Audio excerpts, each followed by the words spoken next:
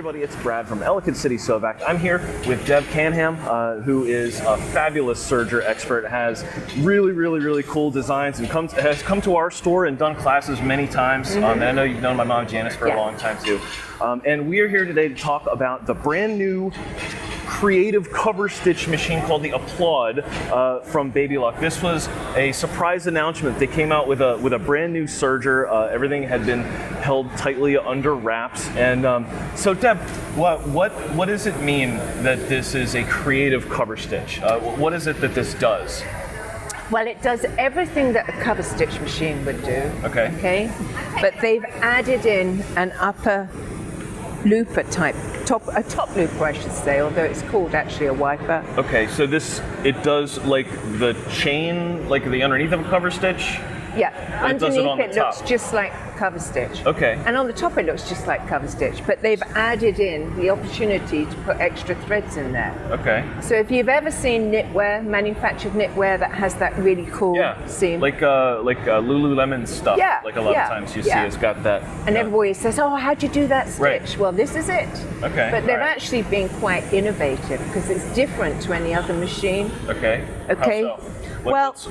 What's the different thing about it?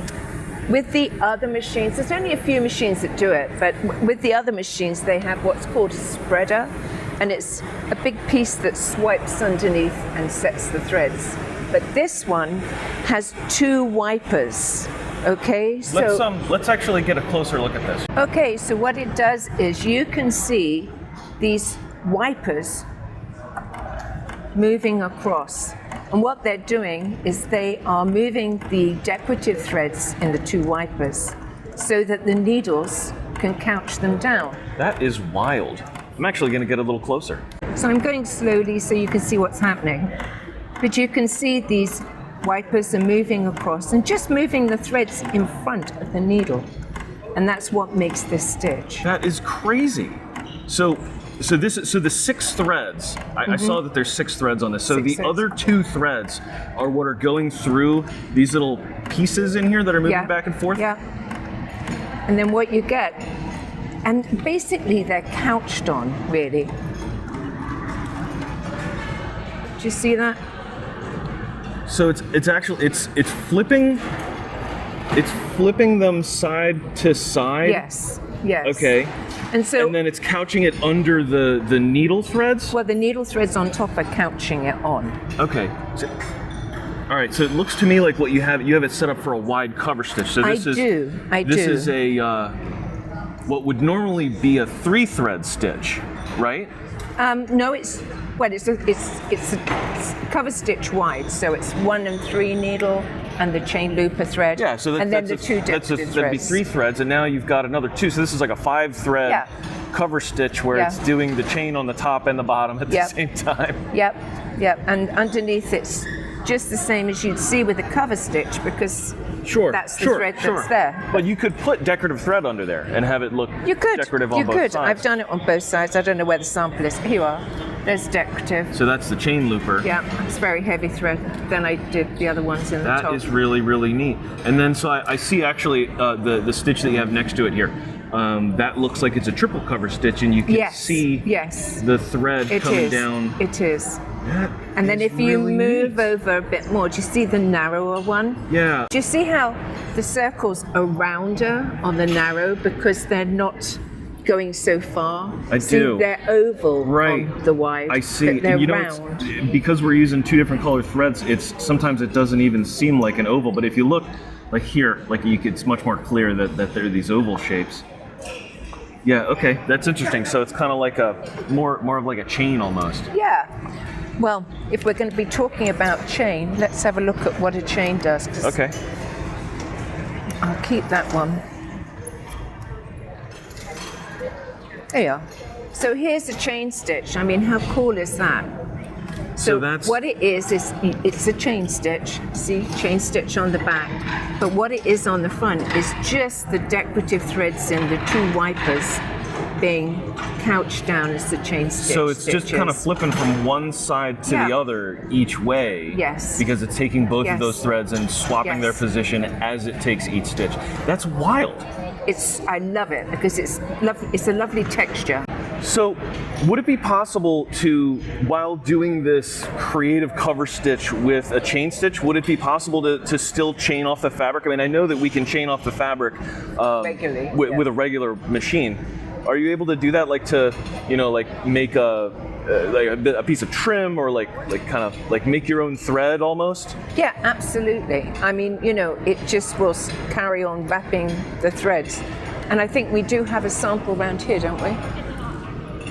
So here you see someone has used a thread chain, that would just run off, just using the chain stitch and the decorative threads, and they've just made a That piece. is really cool. And then I guess the thicker the thread that you're using, kind of the more of a bulk you're going to get there. Yeah. So and this is quite thin. This is a 12 weight and probably an embroidery weight. It's very thin. Right. Yeah. So if we were using like some of that like Wonderfill, like 8 weight, or like a 5 weight. 5 weight would be great. Yeah. Yeah, absolutely. That's really cool. Isn't that cool? Do you always have to use 2 threads, or can you use a single thread? No, you can absolutely use a single, and I really actually like the single. Oh, that's what the wiggly line is there's just one in there. Cool? Isn't that cool? It didn't occur to me. I've seen a couple of samples that look like that, and I was like, it just didn't occur to me that that's what that was doing. Yeah, Look at that. and I really like it. And you know what I like best about cool. it is it's that stranded cotton, so it doesn't look absolutely perfect. It looks kind of hand done. Yeah. And I think that is so super cool. Here you are. Here it is with 2 threads, where you've got the blue thread and the white and thread. so you've got the thinner thread in there, so it's and still then making the oval. took the blue out, and there it is without the blue. These are just different stitch lengths. Okay, I gotcha. How close of a stitch length can you get before it quits working? When you're talking about stitch length, I would stick with 4 and 3. Okay, so it's not made. It's not designed to make like a satin look. Yes, I have done a satin look, and I need to do more work on it.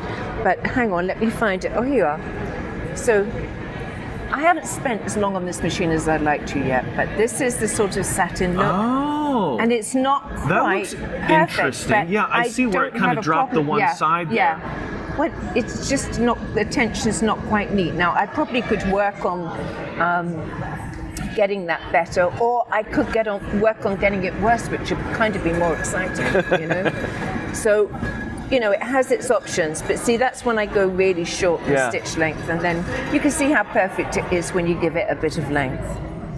Yeah, that stitch is so cool. Like I haven't ever seen anything look like that with the decorative threads. I mean, I've seen the top cover stitch before. I've seen I've seen that stitch, but you don't usually see it with the heavy decorative thread like that. It's usually just like normal serger thread.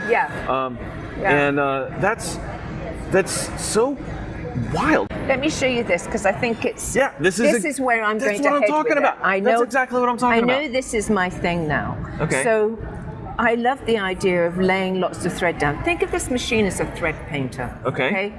And the one thing I will say about this is there's no thin lines of thread. Once I get the thin lines of thread, you'll see that really build up the picture. But I just think that's so cool. Now this is... Oh, I see what you're saying. So these are going to be the thick lines in and then I'm going to add painting. in the thinner ones. I wasn't getting what you were saying, and then it just kind of clicked. Yeah. So yeah, that's really, really nifty. And you can just think that like as like an element in in a handbag or anything like that. Arty panels. Yeah. I got thrown out the art class, so I'm only too excited to think of myself as arty. But yeah, I mean, I think it's super, super cool. But look, I just wish I'd had time to put some thinner lines in there, because then you would really see what I'm talking about. Okay. So if someone has this machine, does it have to do it like this? Like, is it able to just do a regular cover stitch still? Oh yes, it does everything a cover and chain stitch machine. Is it hard to switch it? Like no, because I mean this with this. All you have to do is raise the lever, and that that's what that white thing back there does. It will stop the... So if you want to sew something... Sorry. Oh, yeah, no, sorry. If you want to sew something else, then you can just raise your wipers, and it will... Oh, I lied. There you go. I'm doing it right now. You flipped it the wrong way. Yeah. Okay, so now we see. See, now it's just doing a regular chain stitch. Yeah. All right, there. We can see like kind of the moment where it stops. Yes, yes. And I pulled on the threads in. But you see, there's a regular chain stitch. Yeah. Yeah. Okay. So that is easy. Like literally, you're just flipping the lever down, and then it does that. Yeah. Okay. So I noticed that you hit the needle up, needle down button here earlier. Now, when you hit that button, does it make it stop with the needle down every time, or does it just move the needle up or down? It takes the needle down. Okay, and then it sets it to stay in needle up or down? Yes. Okay, so it's set for needle up now, and if I hit this, it puts it down, and then you hit the gas. So we've got okay, that's awesome. So that's going to work. That's really, really cool, and that's going to be awesome for doing like a chain stitch, I would think. And corners. Yeah, well, exactly. Yeah, turning corners and having it stop and needle down. That's going to be sweet. All right. So what else is new on this thing? Well, I think the fun things about it are some of the things that you can do. I mean, I love everything it does. I think that's happy. I'm happy with just that. But let me just show you something. This is a micro foot, and this is your regular one with the 3 lines that you'd use. How did that come out of there? It just floats under the foot and clips in. Oh. Okay, so you don't have to move all your threads just to get your foot on. You know? It's a clip. It's a clip. It is. I was trying to slide because I was playing with this while you weren't over here, and I was trying to pull that out, and I couldn't figure out how to do it. I see now. It's a little clip. That's really neat. Yeah, and it comes in this one, and then it comes in one where you can feed ribbon underneath. So you're couching under your couching. Yes. You're putting ribbon under your couching. Yeah. So that's pretty cool because that gives you a really defined width So it's got stitch. like a little guide that goes in there? Yeah, it just looks just like that, but it has a channel in the bottom. And then there is one more where it does rat tail. I say rat tail. Is that an English word? I'm not sure. It's a kind of thin cording. It's like double welted almost? Like. Yeah, it's 2 bits of cording, and you put the foot in, and it has two channels. The foot's got 2 channels. Okay. Yeah, and then you stitch over it. Yeah. So that's kind of cool too. That's pretty wild, being able to make all these different kinds of trims. Oh yeah, I can't wait. Coming in November, there's a stitch in the ditch, and what that does is a stitch in the ditch for chain needle 1, chain needle 2, and chain needle 3. 3 different feet, just like those slide out feet, and it allows you to stitch in the ditch. Wow, that could be really cool for garment sewing. Absolutely. I mean, you think stitch in the ditch and you think quilting. Yeah. But I mean, I feel like that would make a really neat way to add a trim on anywhere that there's a seam. But it'd be good in quilting too. Yeah, for sure. I mean, a lot of this decorative stuff. Is that a corner? Is that a corner right there? Yes. So you can more easily turn a corner because you have that up down. For some reason, it seems to make it easier. I've got some more corners somewhere. That's really cool. I was wondering how a corner would look. So yeah, what else was I going to say that's fun about it? Yeah, I mean, I think for me the excitement is the threads. What threads? I can make it look different every time. So I can't wait to try my 3 weight threads. I just had a thought, and I remember you showed me this thread that was kind of made out of the thinner thread. What if you took this thread and then ran that through the channels? Absolutely. Can't wait to try. Can't wait to try. I'll send you a picture.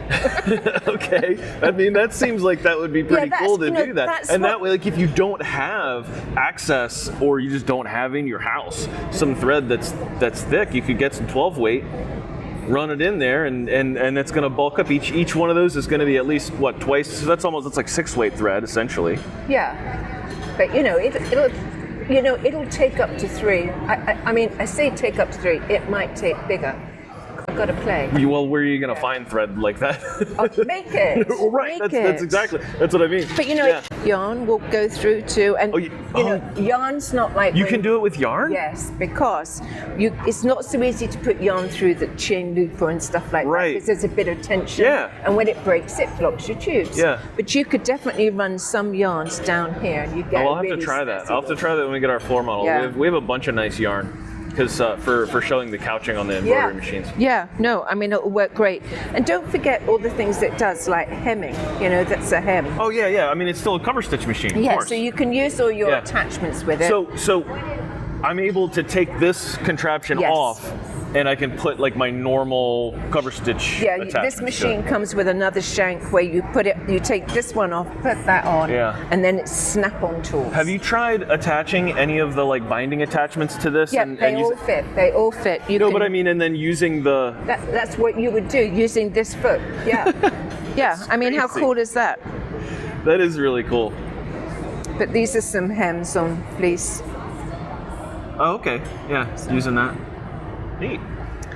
And I guess, I mean, the thing with this machine is it's so exciting because nobody knows where it's going to go. You know, it has the ability to do so many things, many of which have not yet been discovered, in the sense that, you know, like you can put your own yarn through and yarns, and there's a number of different stitches. But just remember that the advantage of this machine over an embroidery machine is it can take much thicker thread. Yeah, I mean, I've never seen anything do what this is doing, and that is super cool. So I imagine that probably you're going to be figuring out lots of cool different ways to use this machine. Is there anywhere that people could go and like find out the stuff that you're up to, so that they can, you know, learn from somebody who who's been using this thing? My Facebook group is Deb Canham Serger Sanity Projects. Wait, what is it? Deb Canham Serger Sanity? No, it's Deb Canham Serger Projects. I had to read that. So that's the name of the Facebook group? Yeah, Deb Canham. And if you put Deb Canham in if there, you just if you just go to join the group, like you just automatically join, or what? Yeah, you have to answer questions. Okay, to make sure they're not a bot. Exactly. Right. Okay, that makes sense. So yeah, but no, I think it's a super fun machine. I can't wait to play with it. All right, so Deb, thank you so much for taking the time. I know you've been here demoing this machine to like everybody that walks by, and when I saw you, I was like, oh, I gotta do a video with Deb, because you know, I know that you're really great. So thanks for taking us on a tour of the new Applaud. We are going to have these in stock like next week. So if you want to come in and see it, I know that my floor model is shipping tomorrow, and Baby Lock says they have these in stock, so shouldn't be a big deal to be able to come in and pick one up in the store very soon. So thank you everybody for watching. Thank you, Deb. No, thank you. And I'll see you in the next video. Thanks for watching.